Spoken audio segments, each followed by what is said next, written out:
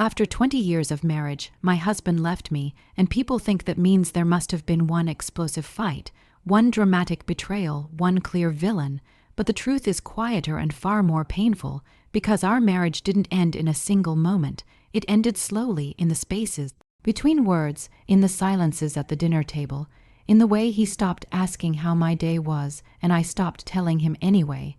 And when I look back now, I realize how two people can live under the same roof for decades and still become strangers without even noticing it happening, because in beginning we were young and hopeful and full of plans. We built a life from nothing, shared small apartments, late night dreams, cheap laughter, and promises we truly believed would last forever. And for a long time they did. We raised children, paid bills, survived losses, celebrated milestones, and told ourselves that this was what love looked like: responsibility, routine, loyalty. But somewhere along the way, love turned into obligation, and neither of us knew how to say it out loud. I became the woman who held everything together, the schedules, the emotions, the household, while he became the man who worked, came home tired, and slowly withdrew into himself. And instead of talking about our fears and disappointments, we both chose silence because it felt safer than conflict. I thought endurance was love. I thought staying was proof of commitment. I thought if I gave more, tried harder, complained less, things would return to how they once were. But marriages don't magically heal themselves when only one person is paying attention. And I didn't realize how lonely he felt because I was too busy being lonely myself. And when he finally told me he was unhappy, it felt like a betrayal, not because he was leaving, but because he had been unhappy for so long without telling me, because he had already grieved the marriage while I was still living in it. And when he walked out after 20 years, he said he needed to find himself. A sentence that shattered me because it made me feel like I had been the thing he was lost inside. And for months after he left, I blamed myself for everything, for being too busy, too tired, too focused on the family, for not being exciting enough, not being young enough, not being enough at all. And the house felt unbearably quiet, not peaceful, just empty, every room echoing with memories of a life I thought was permanent. And people around me gave advice that didn't help: be strong, move on, everything happens for a reason. But none of them understood what it feels like to lose someone who is still alive, someone who knows all your history and chooses to walk away from it. And yet, in that unbearable pain, something slowly shifted, because when he left, I was forced to finally see myself as more than someone's wife, more than the keeper of a marriage that only survived on my effort. And I started noticing how much of myself I had shrunk to keep the peace, how often I swallowed my needs to avoid arguments, how I confused sacrifice with love, and healing didn't come quickly or gracefully. It came in small, awkward steps, learning how to sit alone without feeling worthless, learning how to make decisions without asking permission, learning how to grieve the future I had imagined while accepting the reality I was given. And I don't tell this story to blame him entirely, because marriages fail for many reasons and two people always play a part, but I tell it because after 20 years, being left doesn't mean your life is over.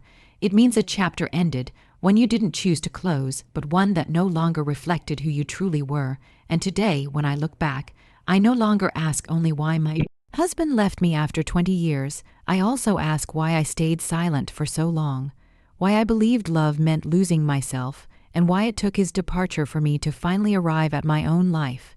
And while the pain will always be part of my story, it no longer defines me, because I am learning that being left did not make me unlovable. It simply revealed that I deserved a love that did not require me to disappear. After he left, there was a strange period that no one really talks about, the part after the shock but before the healing, when life looks normal from the outside, but inside, everything feels unstable, like the ground beneath you could give way at any moment.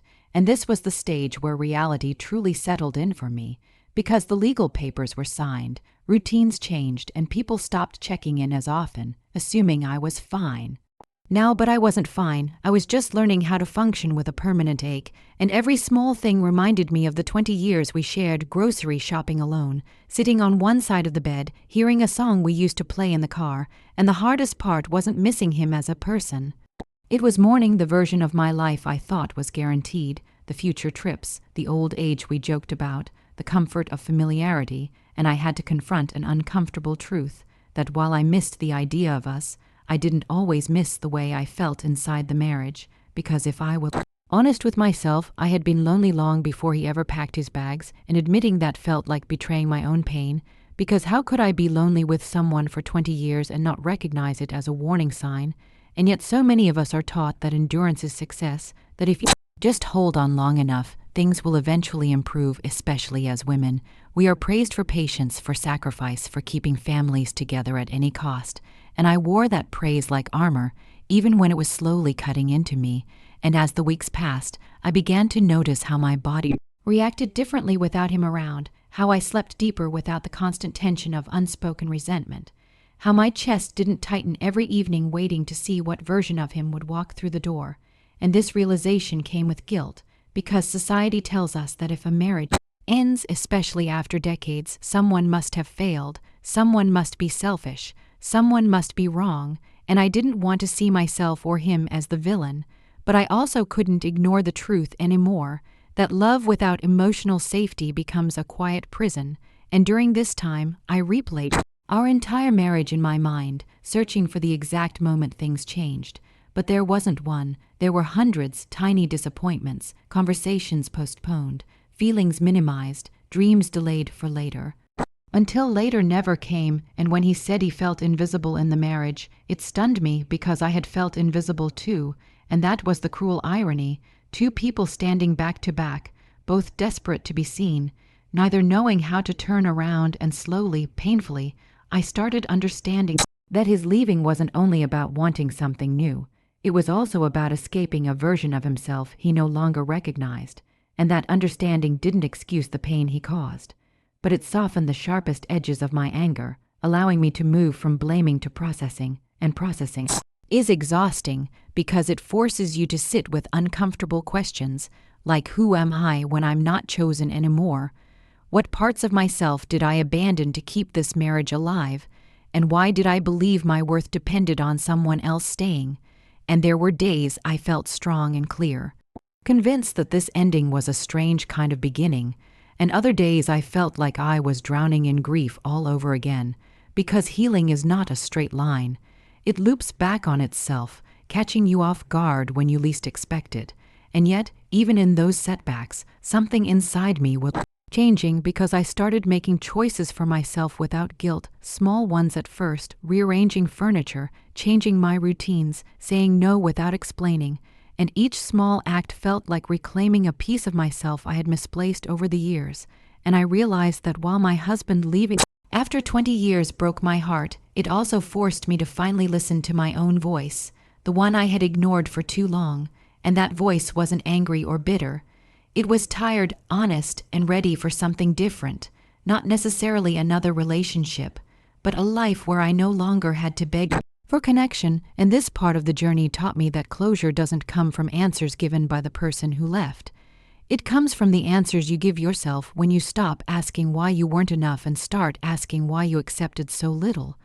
And even though I still carry sadness, I no longer carry shame, because loving deeply for 20 years was never a mistake. Staying hopeful was never foolish, but losing myself was a lesson I had to learn the hard way.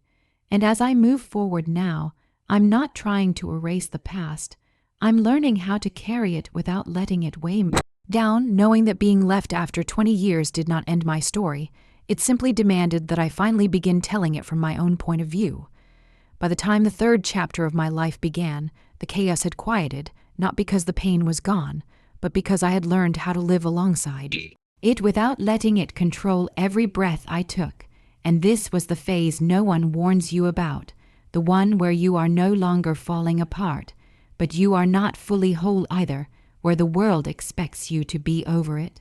While you are still carefully rebuilding from the inside out, and I started to see how deeply a 20-year marriage shapes your identity, how your preferences, routines, even your sense of time become intertwined with another person until separating them feels like untangling threads that have been knotted for decades, and I had to confront how often I had defined myself through being needed, through being the stable one, the reliable one, the one who held everything together, because when that role disappeared, I felt strangely unnecessary, and that fear of being unnecessary was more terrifying than the loneliness itself, so I began exploring who I was without an audience, without approval, without someone else's expectations setting the rhythm of my days, and it felt awkward and uncomfortable at first, like wearing clothes that didn't quite fit yet, but slowly I started noticing small joys that had nothing to do with anyone else, waking up early just to sit with my thoughts, taking long walks without explaining where I was going, choosing silence not because I was avoiding conflict, but because I finally enjoyed my own company, and as I became more comfortable alone, memories of my marriage began to shift too. They lost some of their power to hurt because I stopped romanticizing what we had and started seeing it more clearly, recognizing both the love and the limitations, the care and the neglect, the effort and the emotional gaps we never learned how to bridge, and this clarity was painful but freeing because it allowed me to forgive without forgetting, to accept that two good people can still be wrong for each other in the long run. And one of the hardest truths I faced was realizing how much of my emotional education had been shaped by fear. Fear of abandonment, fear of being alone, fear of starting over, and those fears had kept me in a version of the marriage long after it stopped nourishing either of us, and his leaving forced me to confront those fears head on, stripping away the illusion that stability equals happiness, and in doing so, it gave me something I never had before, the chance to choose my life intentionally rather than out of habit. And there were moments when I felt angry again, not at him, but at the years lost to emotional silence, at the conversations we never had because we didn't know how to have them. And instead of turning that anger inward, I learned to use it as information, as a signal of boundaries I would never cross again, promises I made to myself about what I would no longer tolerate in the name of love. And this self-respect didn't arrive all at once. It was built through practice, through saying yes when I meant yes and no when I meant no, through honoring my own feelings even when they were inconvenient. And through this process, I noticed how my definition of love began to change. It was no longer about endurance or sacrifice or staying no matter what. It became about mutual presence, emotional safety, and the freedom to grow without fear of being left behind. And as I stepped into this new understanding, I realized that my husband leaving after 20 years was not the ending of my worth.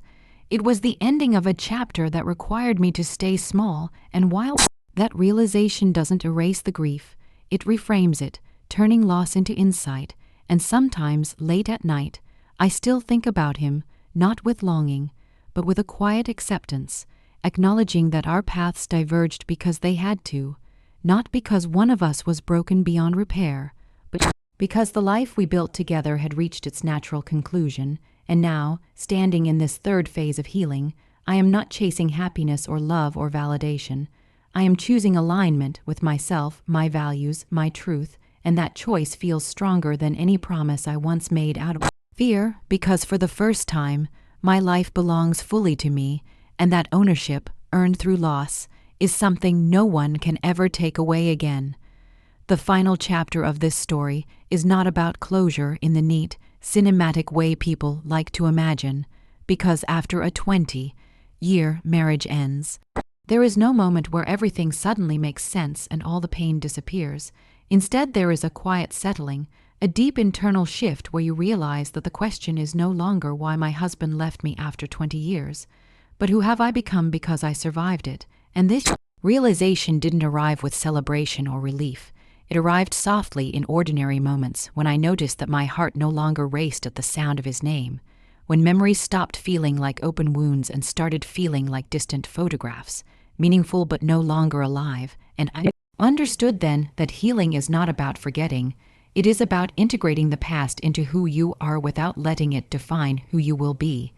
And one of the most powerful lessons I learned was that love alone is not enough to sustain a life together if it is not accompanied by communication, curiosity, and emotional courage, because love without growth becomes stagnant, and stagnation slowly suffocates even the strongest bonds. And for years I believed that loyalty meant staying no matter how invisible I felt. But now I understand that loyalty to yourself matters just as much. Loyalty to another person and abandoning yourself repeatedly is not a noble act. It is a slow form of self-erasure, and I wish I could say I reached this understanding sooner, but growth often arrives only when we are pushed beyond what we can tolerate. and his leaving pushed me into a version of myself I never would have met otherwise, a woman capable of standing alone without collapsing, capable of rebuilding without bitterness, capable of loving without losing herself. And as time passed, I stopped measuring my life by what was missing and started paying attention to what was present. Peace, clarity, emotional honesty, and a sense of self that felt grounded rather than reactive. And this didn't mean I never felt sadness again. It meant sadness no longer ruled me. It came and went like weather, acknowledged but not feared, and I also released the need to be understood by everyone, because not everyone will comprehend the complexity of a marriage that lasted 20 years and ended quietly, without scandal or cruelty. Just two people who could no longer meet each other where they were. And that's okay, because this story was never meant to be judged from the outside. It was meant to be lived, survived, and learned from. And perhaps the most surprising truth of all was realizing that I did not need his regret, his apology, or his validation to move forward, because waiting for someone who left to explain your worth keeps you emotionally tied to a door that had already closed, and I chose instead to walk away from that door myself, not in anger, but in self-respect, carrying with me the lessons, the memories, and the strength earned through heartbreak. And today, when I look at my life, I don't see a woman who was abandoned after 20 years. I see a woman who loved deeply, endured honestly, and finally chose herself without guilt. And if there is one truth I want others to understand from my story, it is this: being left does not mean you failed. Sometimes it means the version of you that survived could no longer live in a space that demanded your silence, and endings, even the painful ones, are not punishments. They are invitations. Invitations to rebuild, to redefine love, to create a life where you are not just surviving inside relationships, but truly alive within yourself. And this is where my story rests now, not in resentment or longing, but in quiet strength, knowing that after 20 years of loving someone else, I have finally learned how to love myself without fear.